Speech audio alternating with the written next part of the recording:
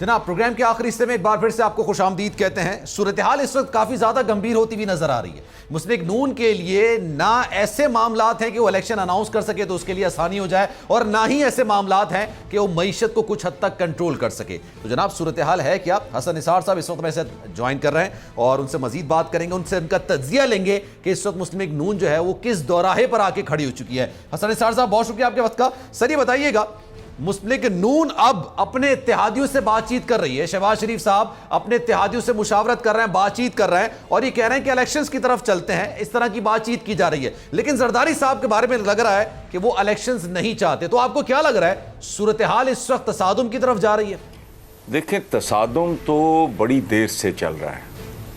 तसादुम तो बेसिकली आप 24-25 साल पहले जब पीटीआई बनी थी, उस वक्त मुझे अच्छी तरह याद है, इमरान खान कहा करते थे कि बेनज़ीर उस वक्त जिंदा थी, वो कहते थे करप्शन क्वीन, और नवाज शरीफ को कहते थे करप्शन किंग। उस वक्त तसादुम इसलिए दिखाई नहीं दिया कि ही वॉज टू वीक। अब वो इन सबको अगर आप इकट्ठा कर लें इन सबसे तगड़ा है, तो जाहिर है ये तसादुम बढ़ता चला जाएगा। और मेरा ख्याल है कि ये अज़ली और अबदी तसादुम है, ये तारीख में हमेशा रहा है। अच्छा, जो कोई नई बात नहीं, और ये वक्त के साथ साथ ज्यादा तेज और जहरीला होता चला जाए। अच्छा, आज जो कुछ इन्होंने किया है वो कोई काबिल फख्र बात नहीं है। भाई जलसा जुलूस है तुम करने, तो तुम गिरफ्तारियां किस चक्कर में कर रहे हो? लेकिन ये हमारी रिवायत है, ये हमारा ज़र्फ है, ये हमारी अंडरस्टैंडिंग है चीज़ों की, यही हमारा विजन है, तो इसलिए ठीक है। और मैं तो कहता हूं कि जिसे कहते हैं ना कि यार वो भुट्टो ने तख्ता-ए-दार पे कहा था लेट्स, उसने कहा था फिनिश इट। मैं कहता हूं कि 74-75 साल हो गए, अब कोई ना कोई नतारा हो जाए। अच्छा, या दाएं या बाएं, अच्छा, या ये या वो। ये जो लोग एक अज़ियत में जिंदा हैं, मुस्तकिल, एक जिसे कहते हैं ना बिस्तरे मर्ग में कोई बंदा नज़ा के आलम में होता है। जी जी, ये नज़ा का आलम खत्म होना चाहिए, या मौत मिले या सेहत हो। तो मजाक बनाया हुआ है। पूरी दुनिया इस बात पे हैरान है कि अजीबो गरीब तरीके से भाई कौन लोग आ गए, कैसे आ गए, 50,000 सवाल है अभी। क्या भैया, कल तक अभी बीसियों मुकदमे और जेलें और जमानतें और फलाना, आज वो suddenly they came into power. तो लोगों को नहीं हजम हो रही बात ना। सही है, वो फ्रस्ट्रेट हो रही है हुकूमत। अच्छा, उन्हें हर तरफ से अंधेरा दिखाई दे रहा है। क्यों? इलेक्शन कराते हैं, इमरान लेंथों से मारेगा, साफ नजर आ रहा है। अगर कल कुछ और ना हो जाए, मुझे नहीं पता। It's one of the most unpredictable countries. लेकिन इस वक्त तक की, आज तक की, इस वक्त तक की जब हम दोनों बात कर रहे हैं, सूरत हाल यही है। वो लेंथों से मारेगा। अच्छा, इलेक्शन कराते हैं तो मरते हैं, आगे लटकाते हैं तो मरते हैं, बिकॉज इकोनॉमी। और एक बात याद रखना, आप दे आर ब्लेमिंग हिम, हालांकि उसने इनका मलबा भुगताया है। अब इमरान का मलबा और उससे पहले बरस से इकट्ठा होने वाला कर्जे का इनका मलबा, वो इकट्ठा होके कुदरत ने इनकी गर्दनों पे डाप फेंक दिया। अब किसी का मन का टूट रहा है, किसी की रीढ़ की हड्डी टूट रही है, और डेस्परेशन का आलम है, और ये और गलतियां करेंगे। जनाब, इस वक्त सबसे अहम मामला जो है वो मईशत का है, और ये एक ऐसी हड्डी बनती जा रही है कि जनाब ना वो उगल सकते हैं और ना ही निगल सकते हैं। उनके लिए मुश्किलात काफी ज्यादा बढ़ती चली जा रही हैं। जरदारी साहब की अगर बात की जाए तो जरदारी साहब ने इलेक्शन में जाने के लिए शर्त रख दी है कि इलेक्शन इस्लाहात कराई जाए, और वे इस्लाहात क्या हैं जनाब? ईवीएम को खत्म किया जाए, बैरून मुल्क पाकिस्तानियों का जो वोट है उसको महदूद किया जाए या अलग किया जाए। आपको क्या लगता है सर, क्या होने जा रहा है आने वाले वक्तों में? मैं यही तो अर्ज करके हटाऊं कि करवाते हैं तब मरते हैं। कुदरत ने इन सब सांपों के मुंह में छिपकलियां, कोड़किलियां ठोस दी हैं। अच्छा, इन सब के मुंह में। अब इन्हें समझ नहीं आ रही, ये इन सांपों को समझ नहीं आ रही, सियासी सांप हैं ये। तो इनको समझ नहीं आ रही कि ये कोड़ किरली या छिपकली जो भी है, इसको निगलें के उगलें। अच्छा, अब ये इन लोगों की अपनी हिमाकत, बदतरीन ज़हनी तौर पे मफलूज और माजूर लोग हैं। देखो बात सुनो आप भाई मेरे, बरसा बरस पे फैली हुई एक मखासमत, मैं दुश्मनी नहीं कह रहा, मखासमत की दास्तान है पीपल्स पार्टी की। पीपल्स पार्टी को जाली तरीके से, मसनूई तरीके से, वारदातों के साथ पंजाब से फारिग किया गया। सही है। इनकी ये पागल हैं।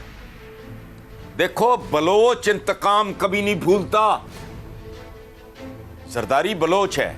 Can you hear me? Yes sir. आप सुन रहे हैं? जी जी मैं सुन रहा हूं सर।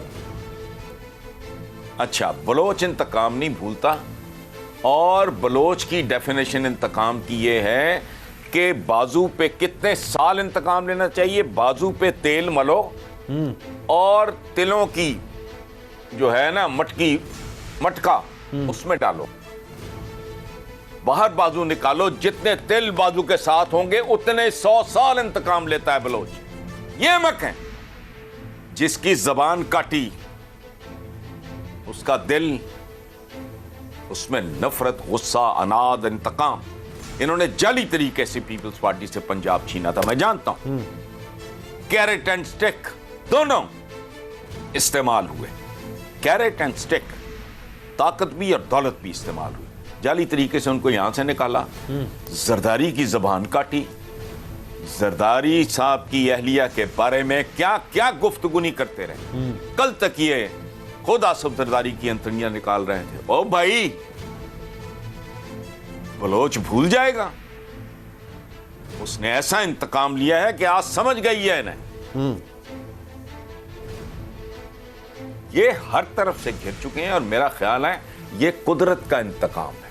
ठीक है। पाकिस्तानी अवाम बेबस हो गए थे, कोई कुछ नहीं कर सका। सर आपको लगता है अब नेचर कैलकुलेशन अपना फैसला सुनाएगी, देखते हैं। कैलकुलेशन कुछ गलत हो गई पीडीएम की, जब ये अपोजिशन में थी, नून लीग, पाकिस्तान पीपल्स पार्टी, इनको ये लग रहा था कि खान साहब की वजारत उज़्मा जाएगी तो उसके बाद ये पूरी पार्टी तितर बितर हो जाएगी, कोई इधर निकल जाएगा, कोई इधर निकल जाएगा। इनको इतना नहीं पता था कि सर इतनी मकबूलियत जो शायद 2018 में नहीं थी, 2014 में नहीं थी, वो 2022 में मिल जाएगी। ऐसा है?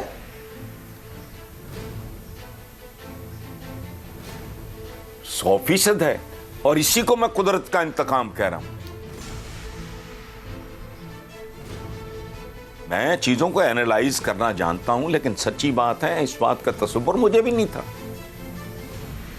मैं भी बातें हाँकने वाला आदमी नहीं हूं। मैं एनालाइज करना जानता हूं, इस साइंस से वाकिफ हूं। लेकिन ये तो मेरे शोर में ये बात थी नहीं, मेरे तो वहम गुमान पे भी नहीं था।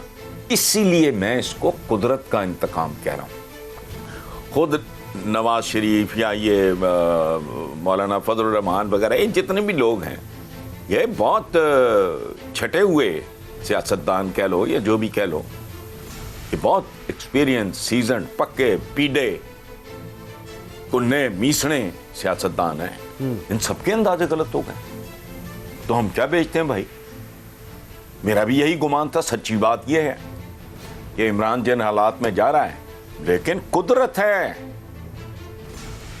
ये करिश्मा है, ये मौजा है। जब फुदकते फिर रहे हैं, मरियम के जल से तो 1/4 भी नहीं है, और क्या है इनके पास बेचने को? और जैसे जैसे महंगाई, अभी आप देखना, मैंने चंद रोज पहले मैं एक आध दिन पहले मैंने अपने प्रोग्राम में कहा है कि ये जुगाड़िए हैं ना जितने, ये सैंडविच हो गए 2 आइस के दरमियान। अच्छा, I for Imran, I for IMF। आप देखते जाओ।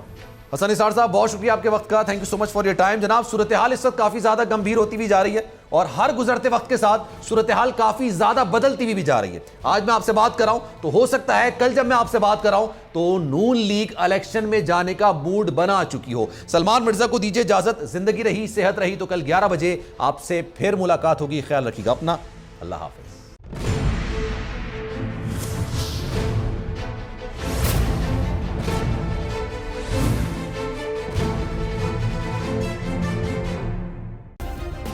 सब्सक्राइब करें और बेल दबाएं ताकि कोई खबर रह न जाए।